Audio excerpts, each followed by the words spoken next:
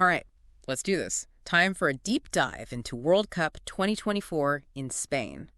And we're going deep, right? Not just scores and highlights. We're talking about what made this tournament stand out, what really got people talking, like that document packed with online buzz, all that chatter under hashtag World Cup 2024. That seems like the perfect place to start, right? Yeah.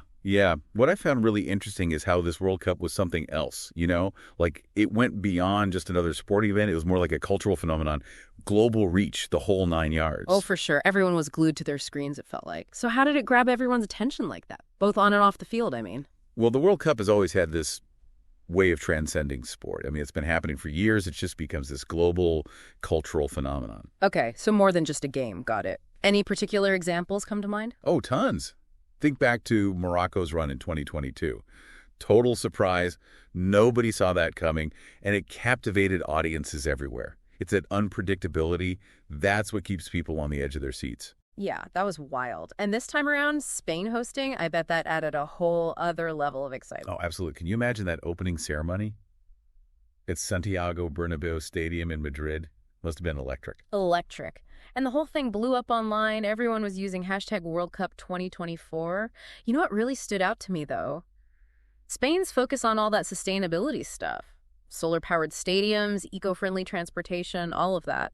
Was that all for show, you think, or did it actually make a difference? Some might call it a PR stunt. Sure. But they did get a lot of genuine praise online, a lot of positive buzz. It speaks to something bigger, this global shift towards sustainability and setting an example for these massive events. I can see why that resonated with people. Okay, so we've got sustainable stadiums, a massive opening ceremony, but what about the actual matches? Anything surprising go down in the group stages? Oh, absolutely. Group E, the group of death, that was a nail-biter for sure. Yeah. Brazil, Germany, Nigeria, South Korea, all heavy hitters. Every match was unpredictable. You just didn't know who was going to come out on top. Wow, that's pressure. So not just about which teams would advance, but also who would step up as individuals, right? Precisely. Mbappe, Haaland, Vinicius Jr., they were all phenomenal. Everyone was buzzing about them, fueling all sorts of speculation about the Ballon d'Or, of course. Yeah, the debates. So any new faces that really made a name for themselves. You bet. Spain's Alejandro Garnacho, for one, and England's Jude Bellingham. Both young players really rose to the occasion, a lot of buzz around them under hashtag World Cup 2024. It's always exciting to see those fresh talents emerge on such a big stage. But what about the underdog stories? Anything like Morocco's run from 2022? Oh, yeah, plenty. Japan pulling off that shock win against Argentina, that was huge. It wasn't about star power. They outmaneuvered them, exploited weaknesses. People were immediately wondering if they could go all the way. That's what I love about the World Cup. You just never know. Any other teams defying expectations? Senegal, the reigning African champs, kept that momentum going, just dominated their group. They really showed the world that heart and resilience can be just as powerful as having those big names on your team. For sure. It's that collective spirit that really shines through. So how about the fan experience? How did all that tech and social media stuff change the way people watch the World Cup? Oh, that's a great question. Social media, especially hashtag World Cup 2024, became like the central nervous system of the whole tournament. Fans were connected in real time, reactions, debates, the whole shebang. Yeah, it was everywhere.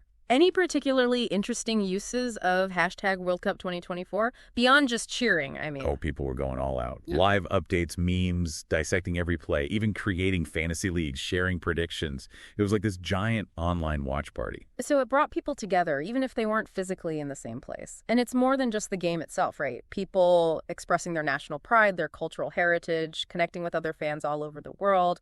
Absolutely. This kind of virtual stadium atmosphere reaching far beyond any physical location.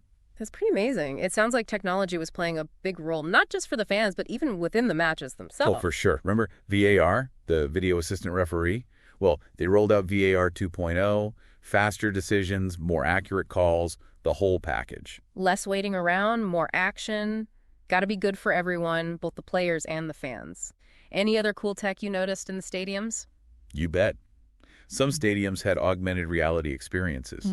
You could use your phone, access real-time stats, player info, even virtual replays. Just added another dimension to watching the game live. Wow, sounds like a tech revolution. But did we still get those classic rivalries that make the World Cup so thrilling? Even with all the new tech, I mean. Oh, absolutely. Some of those classic matchups were reignited, just fueled the excitement on long and off. Like what? Give me the highlights. Well, you had Argentina and Brazil. That draw was intense. Messi versus Neymar, a clash of titans. Classic. Any other matches that really got people talking? England beating Germany, a historic rivalry, always a big one. And then France, with Mbappe scoring 2 goals, taking down Italy. It's those historical rivalries, all the emotion from past encounters. It just adds so much weight to these matches. You can just feel the history, right? So much drama. You know, another thing I loved about this World Cup was the focus on women's football. It felt like a real step forward. What are your thoughts on that? Totally agree. It was fantastic to see Spain's Women's World Cup champions playing that exhibition match alongside the men's team. A lot of discussion online about that. Hashtag World Cup 2024 was buzzing. I think it really shows the growing global support for women's football and how much more prominent it's becoming. Yeah, it's great to see. And what kind of reactions were you seeing from the players and fans? A lot of the women players expressed how much they appreciated the platform, the visibility, and the fans, both men and women, were overwhelmingly supportive online. It was all about celebrating skill and athleticism, and it sparked some important conversations about gender equality in the sport. Hopefully this is just the beginning. I hope so, too. It's bigger than just the game itself, isn't it? It's about what it represents. Now, an event like this, on such a huge scale, it has to have a major impact, not just on the fans, but also on the host country. What were some of the economic and social impacts of having the World Cup in Spain? Oh, the impact was huge. Tourism boomed, especially in cities like Barcelona and Seville. All those visitors brought in a lot of revenue and created a bunch of temporary jobs, too. So a boost for the economy. But did it also have a social impact? Did it really bring people together? Absolutely.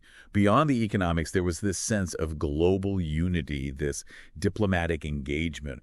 People from all over the world celebrating their love for football, overlooking cultural differences. There was this feeling of shared humanity, That's the beautiful thing about sports, isn't it? That power to unite us. But even with all the good stuff, I'm sure there were some challenges, some controversies along the way. What were some of the hurdles they had to deal with during the tournament? Of course, there are always going to be challenges. The ticket prices, for example, were a major concern for some fans. A lot of people felt like they were priced out of the experience, sparking debate about making it more accessible for everyone in the future. It's a shame when passionate fans can't be there in person. Were there any other issues that stood out? Well, even with VAR 2.0, some of those refereeing decisions still caused controversy, fueled a lot of passionate debate online. Ensuring fairness and consistency in officiating, that remains a challenge. And of course, with an event this big, security was a top priority. They had to implement some pretty robust measures to keep everyone safe. For sure. Those are things future hosts need to keep in mind. But enough about the challenges. Let's get back to the excitement. The knockout stages, that's where things really get intense. What are you most looking forward to? Oh man, those knockout stage matchups are going to be epic. Brazil going up against Japan, Neymar versus that Japanese defense, that's going to be something else. And then you've got France and England, those European giants going head-to-head, Mbappe leading the charge. That's going to be explosive. I can't wait to see who comes out on top in those matches. Each team has proven themselves. It's anyone's game at this point. What about Spain? Think they can use that home advantage to reach the final? It's got a tough one against Senegal, the reigning African champions. 2 completely different styles of play. Spain with their possession game and Senegal with their dynamic physical approach. It's going to be a fascinating battle of tactics. I can already picture the passion and intensity from both sides. It's going to be unforgettable. What's really striking is how this World Cup has become so much more than just the matches themselves. It's everywhere. The art, the music, the fashion, it's all been influenced by this event. You've hit the nail on the head. The ripple effects, culturally speaking, have been huge. Take the fan art, for example. So much creativity, people expressing their passion through illustrations, paintings, digital art. It's amazing how inspiring this tournament has been. It's amazing to see how art can bring people together, regardless of language or background. The World Cup has really sparked something special in that regard. And what about the music? Didn't Spain have those amazing fan zones where music played a big role in the atmosphere? Those fan zones were like giant parties. Local artists, DJs, all bringing the energy, celebrating football and Spanish culture together. Music has this way of amplifying the emotions, creating memories that last. It's a powerful force for sure. It really sets the vibe, doesn't it? Speaking of vibes, you can't forget about the fashion. It feels like everyone wants to wear their team's colors to show their support. Oh, for sure. The World Cup is a fashion show in itself. A sea of jerseys and scarves, a visual representation of national pride. It's a beautiful thing to see, people from all walks of life united by this sport. It's about belonging, about sharing that identity. And of course, you can't talk about big events like this without mentioning the brands. They must be loving all the hype around the World Cup. Did you notice any clever marketing strategies they used?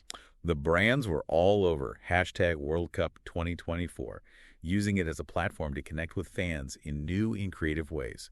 Adidas and Nike, as always, they launched those exclusive kits and fan gear, sparking conversations and driving those sales. Their marketing is always on point, playing on the emotions of the tournament, the narratives. Were there any other brands that really stood out to you? Coca-Cola, they always go big for the World Cup, and this year was no different. They had some great social media challenges and campaigns, all about that global unity and celebration vibe. Smart marketing, associating themselves with the positive energy of the World Cup. It's not just about pushing products, it's about becoming part of the conversation, right? What about the brands that aren't directly tied to sports? Did you see any unexpected players making a splash? I was impressed by Visa's campaign. They were promoting their cashless payment options inside the stadiums, highlighting how they make the fan experience smoother. Nothing flashy, but it addresses a real need. It's those little things that resonate with people. So the impact of the World Cup really goes far beyond the football pitch. It's influencing fashion, inspiring art, and giving brands a platform to connect with people in new ways. It's truly a global phenomenon. It's so much more than just those 90 minutes on the field, right? Yeah. It's the cultural impact, the economic boost, the legacy it leaves behind. Speaking of legacy, maybe it's time we dive into that aspect and explore how this 2024 World Cup is shaping the future of this sport we love. Absolutely. Let's shift our focus to the lasting impact, the legacy of the 2024 World Cup. What will it mean for Spain, the teams, and the world at large? It's incredible, isn't it? This deep dive has really opened my eyes to the broader impact of the World Cup. I know, right? We've gone way beyond just the game itself, and it's fascinating to see how this tournament has become a global phenomenon, sparking conversations and inspiring people all over the world. It's definitely more than just goals and scores, that's for sure. And each World Cup adds its own unique chapter to the story. This 2024 tournament in Spain, with all the buzz we've seen online with hashtag World Cup 2024, it'll be remembered for those incredible moments, the players who made history, and how it reflects the way football is changing. You're right. Think about those intense group stage matches, the emergence of young talents like Garnacho and Bellingham, those underdog stories that nobody predicted. These are the stories that people will be talking about for years to come. Yeah, those were some special moments. And it wasn't just about what happened on the field either. We saw Spain's dedication to sustainability, the use of cutting-edge technology to make the fan experience even better, and the increased focus on women's football. It all points to the future of the sport.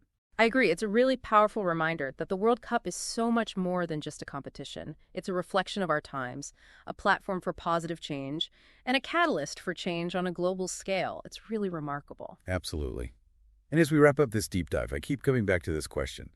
How can events like the World Cup, with their incredible ability to bring people together from all over the world, help us create a more understanding and cooperative global community, especially in a world where we often feel so divided? Something to think about. That's a great point. It highlights the potential of sports to transcend borders and break down barriers. When you see fans from different countries, cultures, and backgrounds united by their passion for football, it gives you hope, It reminds us of our shared humanity, even amidst all our differences. Well said. And as this 2024 World Cup comes to a close, let's all try to carry that spirit with us. Let's use the passion and excitement of this beautiful game to connect with each other and inspire positive change in the world. Couldn't agree more. It's been an absolute pleasure exploring the depths of hashtag World Cup 2024 with you. Until next time, may the love for this beautiful game continue to unite us all. It's really amazing what we've uncovered, This deep dive has shown us just how many layers there are to the World Cup. I know, right? We've dug so much deeper than just the results, and it's clear to see why this event captures the world's attention.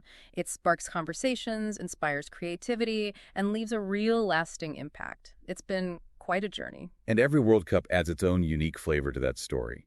This 2024 tournament in Spain, it'll be remembered for its big moments, its standout players, and how it reflects the changing face of football. Hashtag World Cup 2024 captured it all. It did. I mean, think about those nail-biting group stage matches, the rise of those young stars like Garnacho and Bellingham and all those underdog victories that nobody saw coming. Those are the stories that people will be talking about for years. They really embody the spirit of the tournament. They do.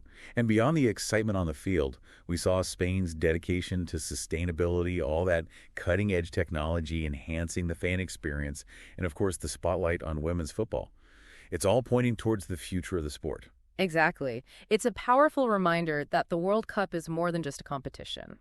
It reflects our times, it's a stage for progress, and it can even spark positive change on a global level. It really can. And, as we wrap up this deep dive, I can't help but wonder, how can events like the World Cup, with their power to unite people from all over the world, how can they help us build a more understanding and cooperative global community? Especially in a world that often feels so divided. It's something to think about for sure. It is. It really makes you appreciate the potential of sports to break down barriers and transcend borders.